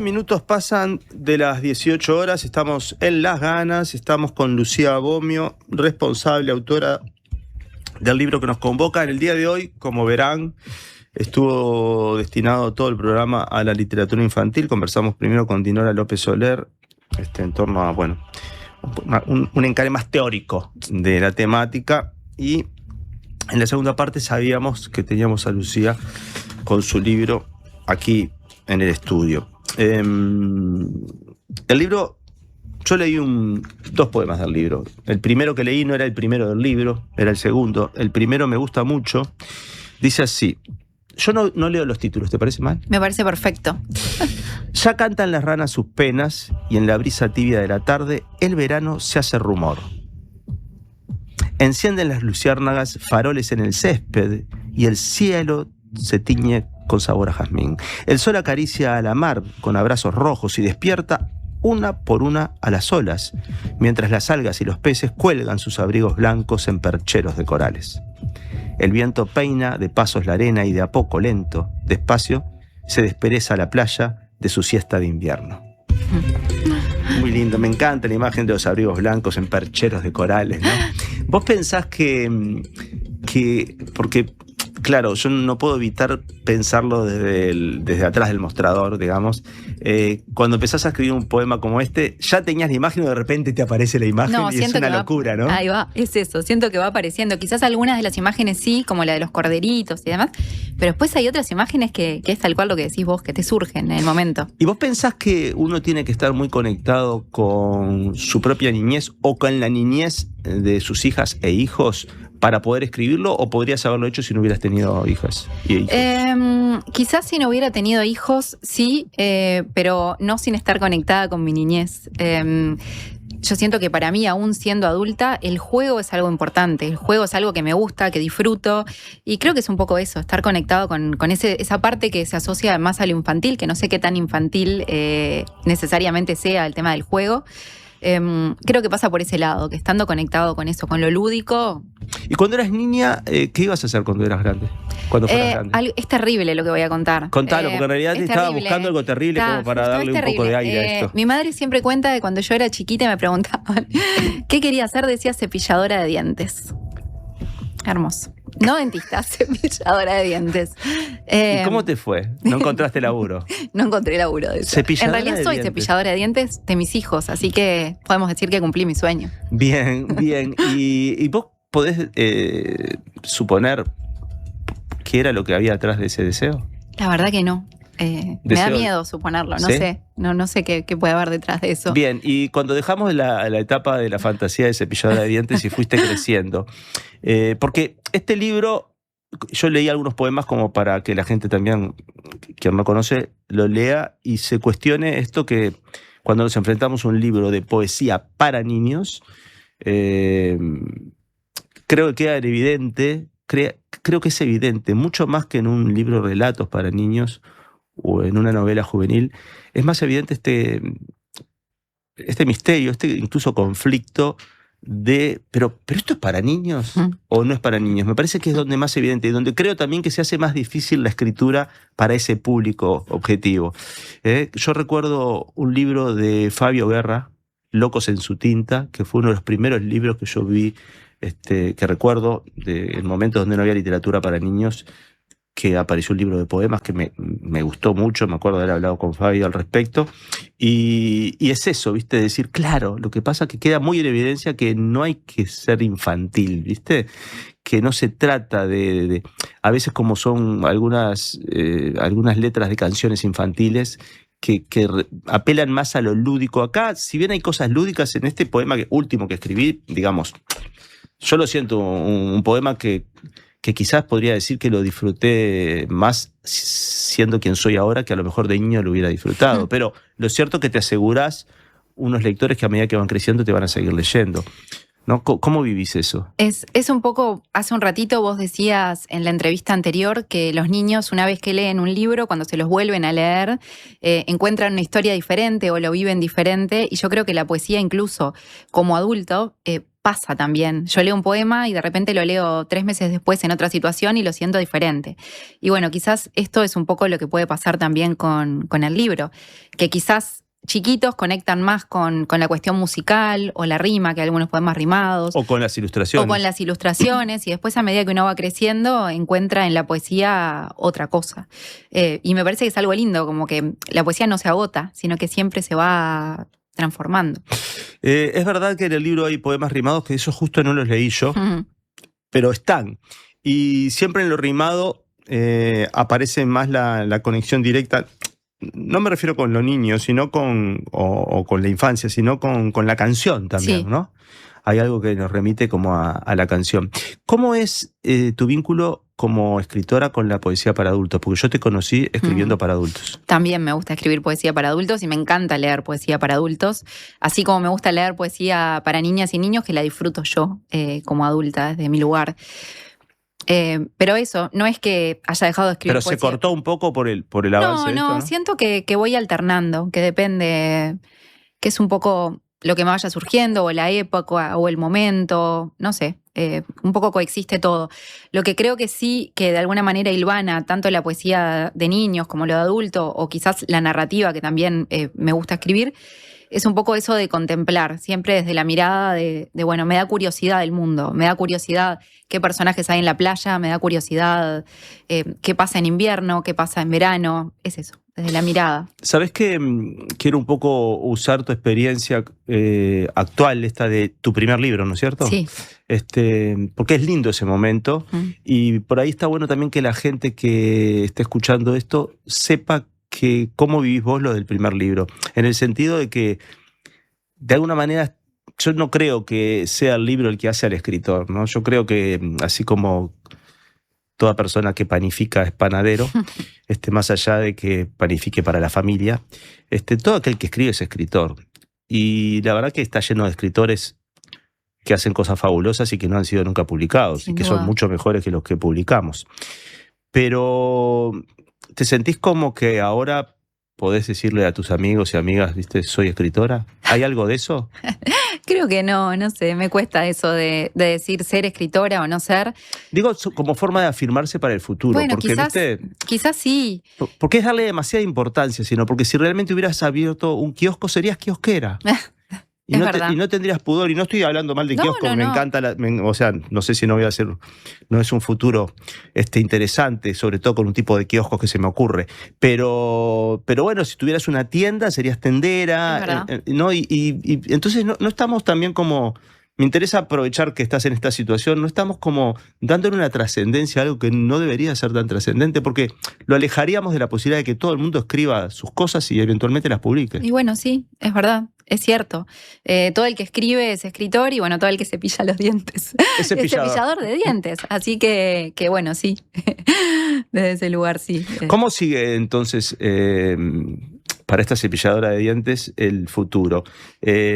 ¿Vas a presentarlo en la Feria del Libro? O sea que la gente que quiera saber más de ti, que esté atenta a la Feria del Libro es una feria específicamente para literatura infantil y juvenil, exacto. ¿no es cierto? Sí, se va a presentar, todavía no tengo la fecha. ¿La feria es ahora nomás? Es ahora en junio. En junio, tengo entendido, principios de junio, sí. Fines de mayo, principios de junio, Sí. creo que principios de junio. Todavía no tengo la fecha, pero sí se va a presentar en la Feria del Libro. Viste que esa es otra cosa rara con los libros de niños, que no hay muchas. Ahora empezó a haber un poco más un tipo de presentaciones que es que el autor va a la escuela, con lo cual también a veces yo he tenido conflictos con eso, porque al final no es el libro el que está por delante, termina siendo como una especie de personaje que va a hablar del personaje que es, no sé, es medio distorsionante. Viste que no hay presentaciones para niños, digamos, en términos generales, porque son los padres los que tienen que llevar. ¿Y cómo se anuncia eso? ¿Tenés previsto hacer algo específico en la Feria del Libro? No, todavía no tengo previsto, pero sí he ido a presentaciones de libros. Por ejemplo, el año pasado fui al de Lucía Franco, que tiene un libro escrito e ilustrado por ella, y me pareció tan hermoso ver a los niños que participaban genuinamente y que se aburrían, se levantaban y se iban. Se ve que eran niños que estaban, algunos seguramente habían ido para la presentación, pero otros se enteraron que estaba, fueron, escucharon, preguntaron. ¿En el marco de la feria? En el marco de la feria. Claro, ¿viste? Pero es en el marco de la feria. Sí, en el marco de la feria. Claro, en el marco de la feria los padres iban, pero no tenemos hoy martes a las 18:30, como se presenta un libro de cualquier adulto, no hay presentaciones. Bueno, nosotros este libro lo presentamos en el Árbol Lejano, Claro. en marzo, y también fueron niños, hicimos una actividad de escritura de poesía entre niños y adultos que estuvo muy linda, con los poemas recortados, fragmentos de los poemas recortados para que cada uno lo construyera de vuelta, y la verdad que fue muy lindo eso. O sea que presentaste El duerme mar adentro. O algo Exacto, así. sí. Perfecto. Algo así. Lucía, ha sido un placer, te agradezco mucho. Igualmente, muchas gracias. Ojalá aparezca en el horizonte del renglón, el libro En el horizonte del renglón, y tengamos por delante muchas más charlas, ¿te parece? Buenísimo, muchas gracias. Gracias, Ale. Que pases bien.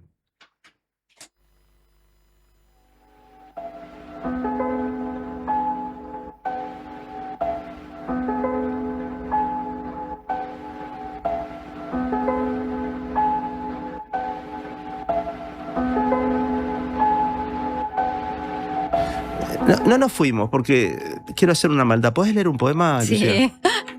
Buenas. Vamos a ver. Me sacaste el que hubiera leído, que es el primero, así que... En realidad lo que más me interesaba es saber si te había molestado con alguna de las lecturas. Un poco sí, la del primero. Lo suponía. Voy a ir con el favorito de mis hijos, entonces, que es Noctilucas. Y para llevarte la contra voy a leer el título también. Me parece bien. Algunas noches bajan las estrellas todas a darse un baño de mar. Y el azul profundo se llena de guirnaldas, lucecitas que titilan en revoltoso chapoteo. Solo prestando atención puede verse cómo se zambullen, una por una. En ocasiones alguna estrella decide quedarse y en la espesura de la mar se vuelve Noctiluca.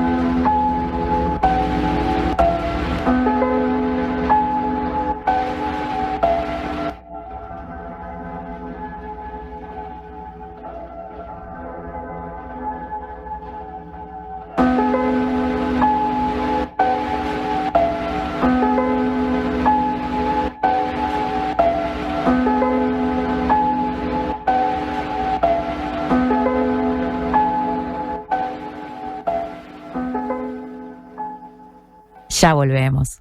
Quédense con las ganas.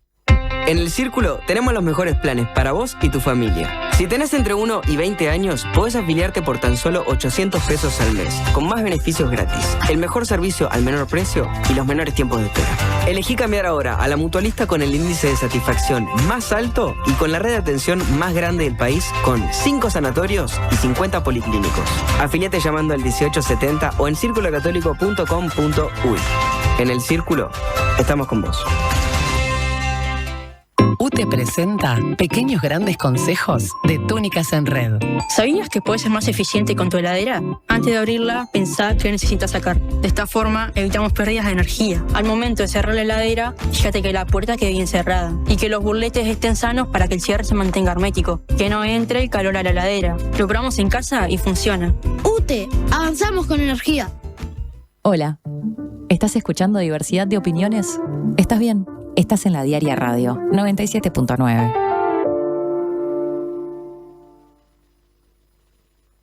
Buen día, acá Leo desde Colonia, los escucho siempre desde el laburo, gracias por la compañía todas las mañanas, y aprovecho a mandarle un saludo a mi mejor amiga Belu, que estoy esperando que me venda el Swift. Dale, Belu, dale. Cuando compras un Suzuki 0 kilómetro, los futuros compradores vienen incluidos. Lleva al tuyo vos también y asegurate la reventa. Visítanos en suzuki.com.uy o en cualquier concesionario del país. Suzuki te entiende. Del 7 al 27 de abril, aprovecha las ofertas Super Ahorro en El Dorado y ahorrá más en cada compra. Encontrá superprecios en alimentos, perfumería y limpieza.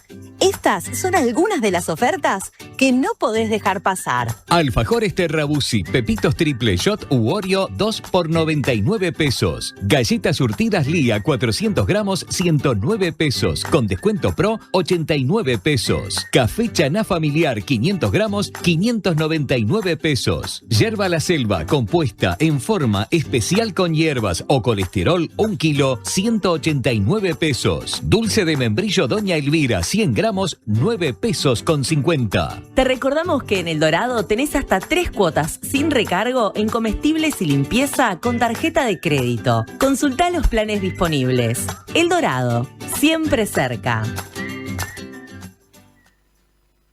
Atención, escuchen las ganas.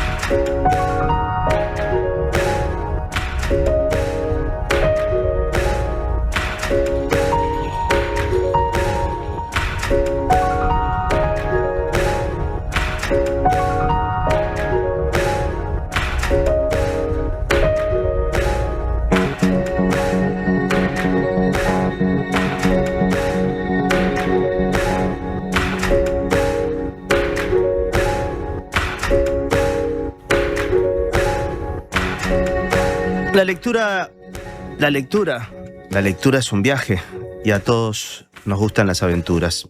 Pero, ¿de qué tipo de viaje hablamos? ¿A qué peripecia definimos como aventura? La lectura nos transporta, es un proceso que tiene entre sus particularidades el desplazamiento y la comunicación. La escritura funciona igual. Escribir y leer son tecnologías que aplicamos sobre nosotros mismos para poder elevarnos, trasladarnos, migrar.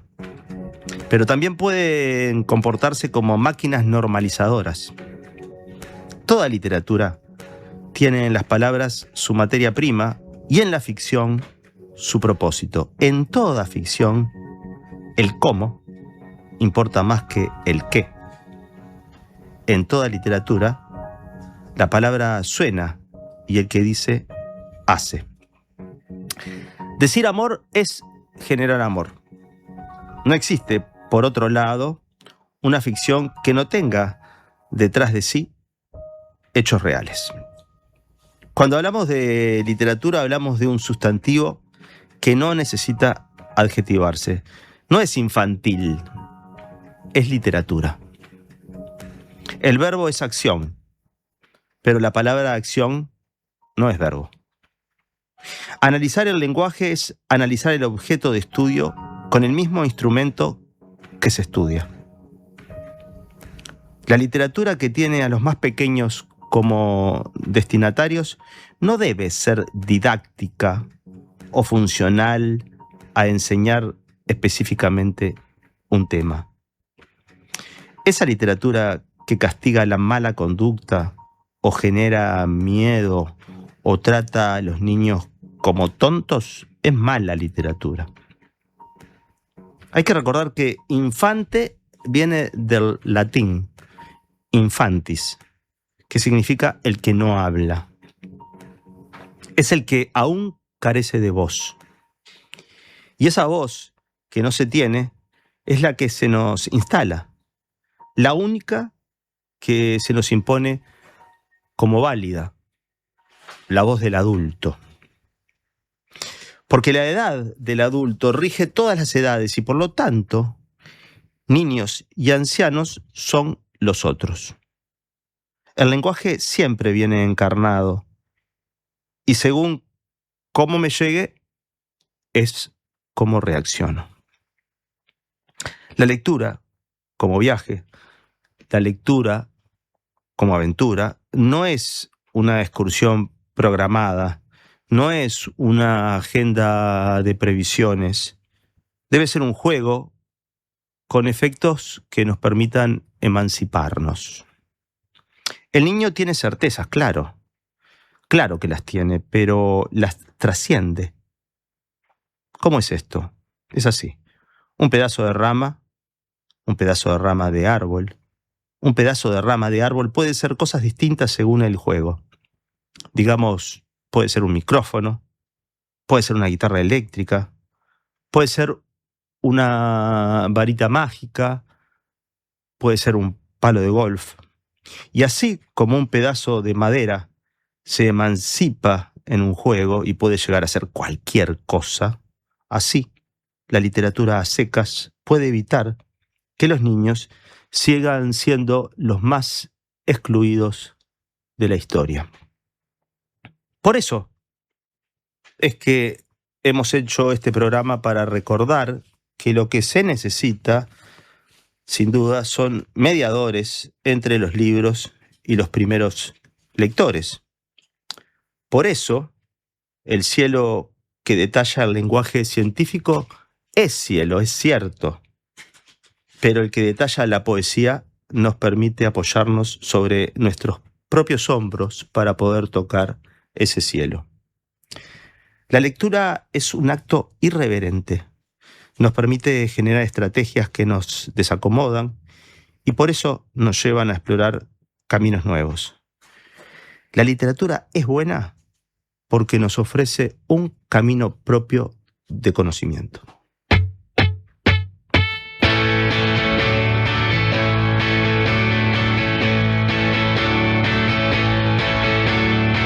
Creo que fui demasiado sincero y no lo quiero pensar. Es tan real que te cagas del miedo y no lo vas a olvidar. Es un gran golpe que me ha quebrado el cristal. Hoy te vi saliendo de un bar, el paseo de Gracia.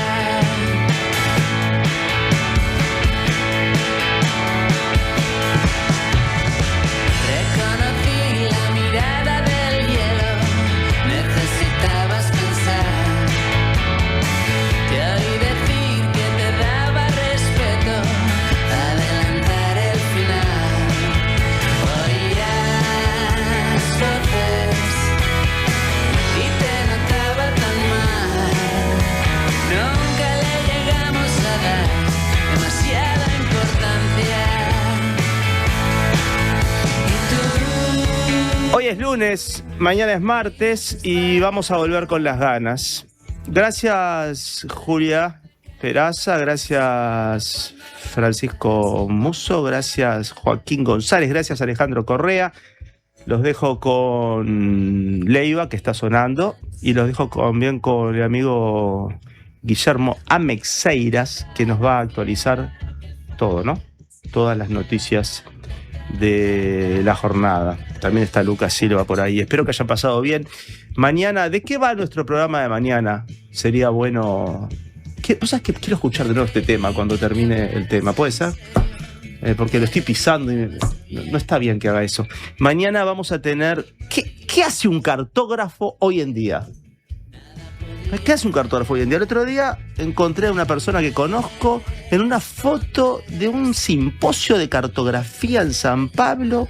Dije, pero yo no sabía que ella era cartógrafa. ¿Existe hoy en día esa disciplina de la cartografía? ¿Por qué existiría? ¿Qué hace un cartógrafo? ¿Qué hizo? ¿Qué hace? ¿Qué hará?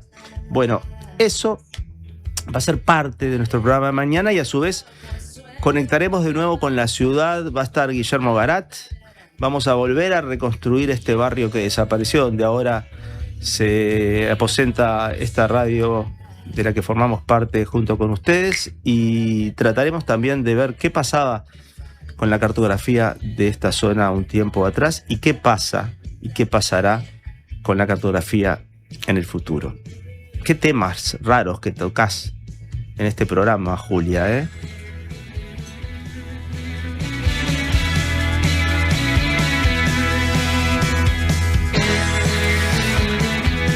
¿Podés poner la pausa, Alejandro, en el tema?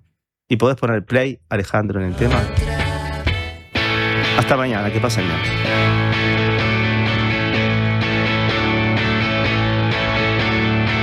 Creo que fui demasiado sincero y no lo quiero pensar. Es tan real que te cagas del miedo y no lo vas a olvidar. Es un gran